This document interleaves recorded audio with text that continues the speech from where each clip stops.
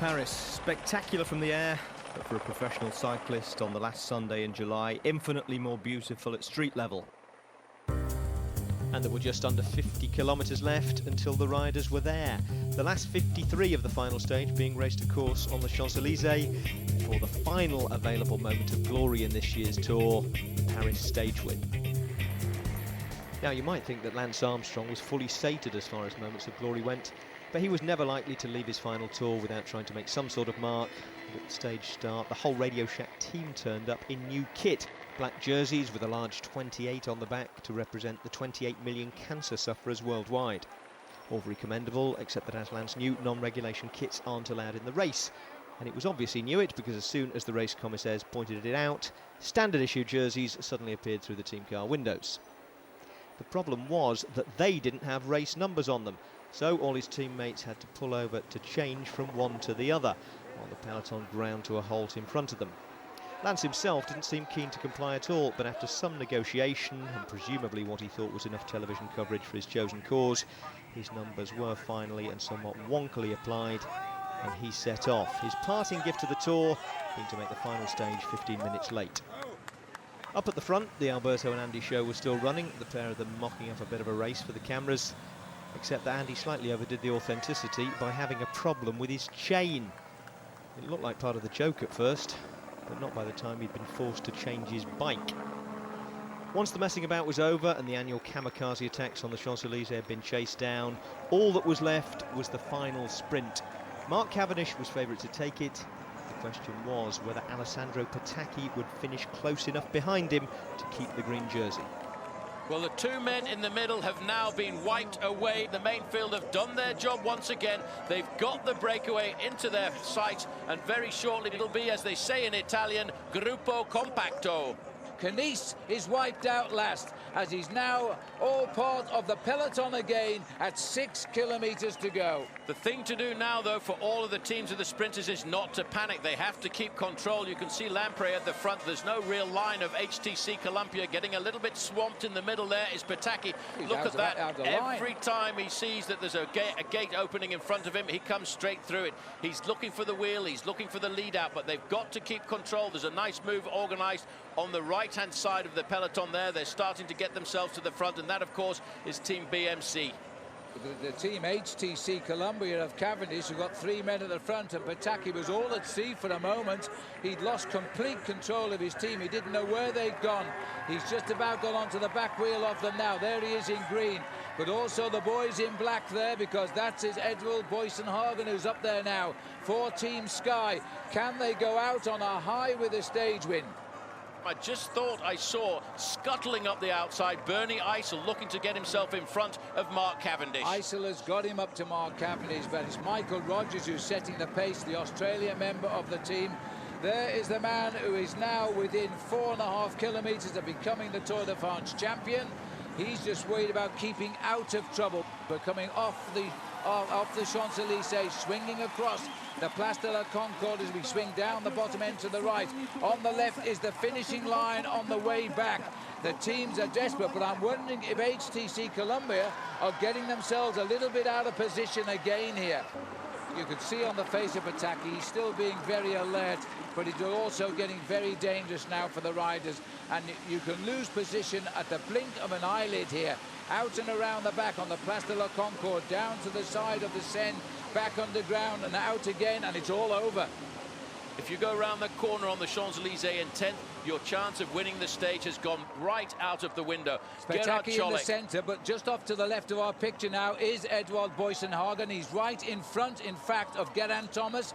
And there he is, off to the left. And behind Geraint Thomas is Mark Cavendish. And there's no HTC boys around him now. We've got an attack, Sylvain Chavanel or Barredo? Barredo. It's Barredo. He has attacked so many times in the Tour. He's looked for victory, and all this does is create a bit of confusion for the sprinters, but not for Team Sky. They are practicing to become the lead-out train for their man, Eddie Boasson Hagen. All the sprinters are right up there now, Phil. You can see right at the front end of the main field, Petacchi needs to finish inside of the top 6 places. If he doesn't and Cavendish wins the stage, then Cavendish is going to get himself the points jersey. It is going to be a big end for the riders in the green jersey, but is it going to be a big end for Mark Cavendish or for Team Sky? They've got control of the front, but they had this when they came into Bordeaux. I said at the time it was an eclipse with the black jerseys on the front. There's only 2 of them there now, and one of them's got to win. This is where the race can be won, on this straight, as they go into the last kilometre. Lancaster's up there looking for his man, and there's the big lead out now. There you can see the riders from Cervelo Test Team are trying to sort out their man from Norway. Inside of a kilometre to go. Thor Hushovd is right up there. He's got to get himself into the top 3, Phil, if he wants to win the green jersey again as he did last year. Julian Dean is being moved up on the right for Gorman Transitions now. Everybody wants an in on the last stage of the Tour de France. Hushovd is tucked in off to the left. You can't quite see him, and it looks as though they're taking command. Now we can see Hushovd as well. This is going to be the flick as they cross the Concorde. Right now into the final 2 bends, a left-hand sweeper followed by the right-hand sweeper into the Champs-Élysées, and that's when you've got to be in 2nd or 3rd position. Everybody's right up there. Pataki's there, Hushovd is there, and so too is Mark Cavendish. Hushovd is up there. I have to say Pataki's in 3rd position. As they come up to the finish now, the lead out, and Hushovd, is he going to pull off the big surprise as Thor Hushovd breaks for the line?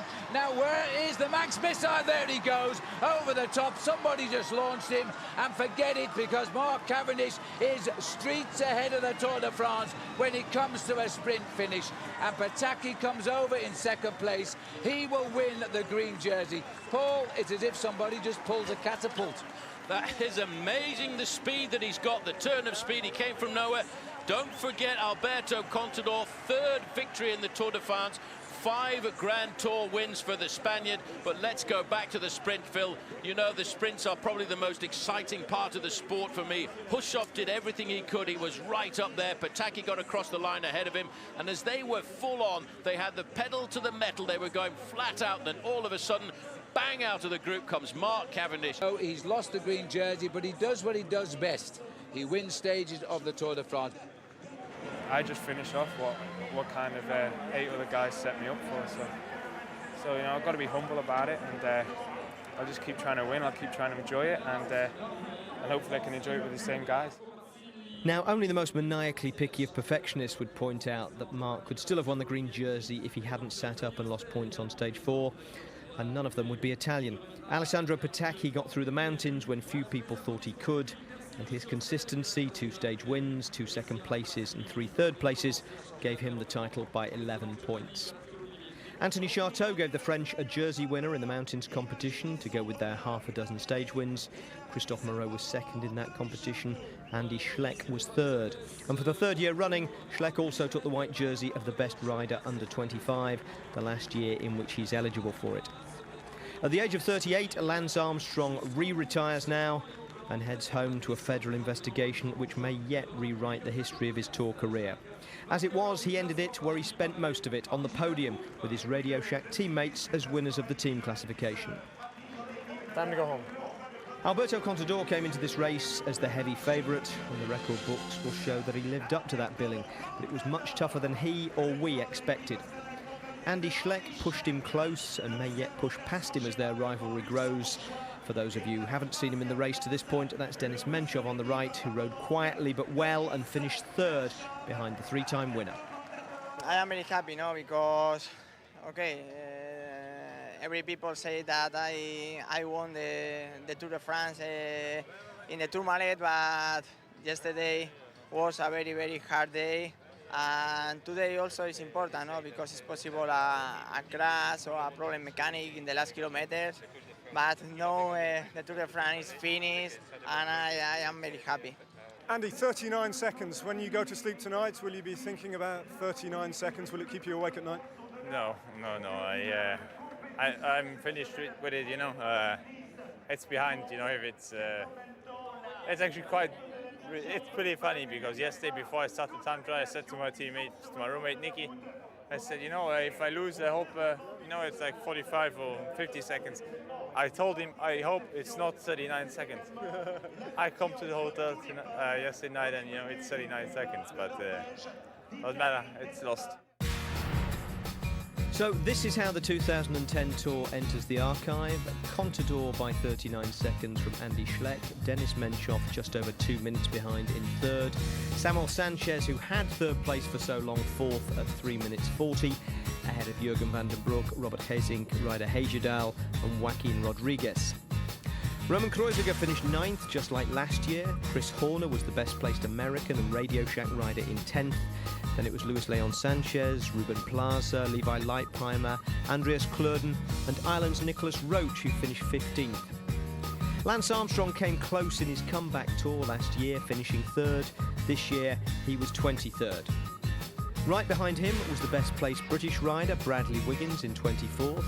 Geraint Thomas, his teammate, finished 67th. Steve Cummings, 151st. Mark Cavendish, 154th. David Miller, 158th.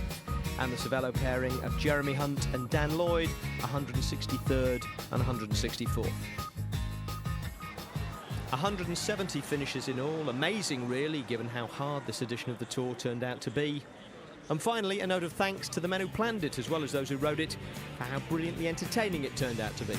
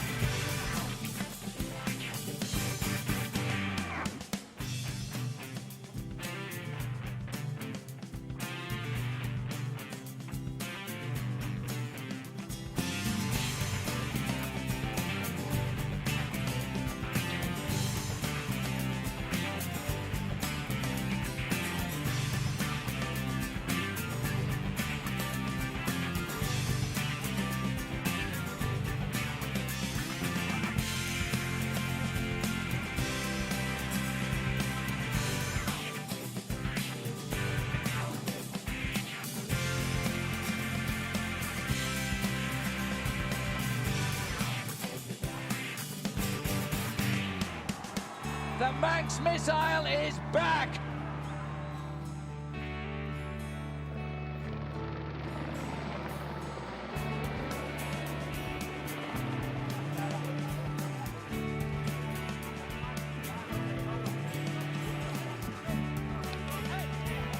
This is no way to treat a man who's won the Tour 7 times.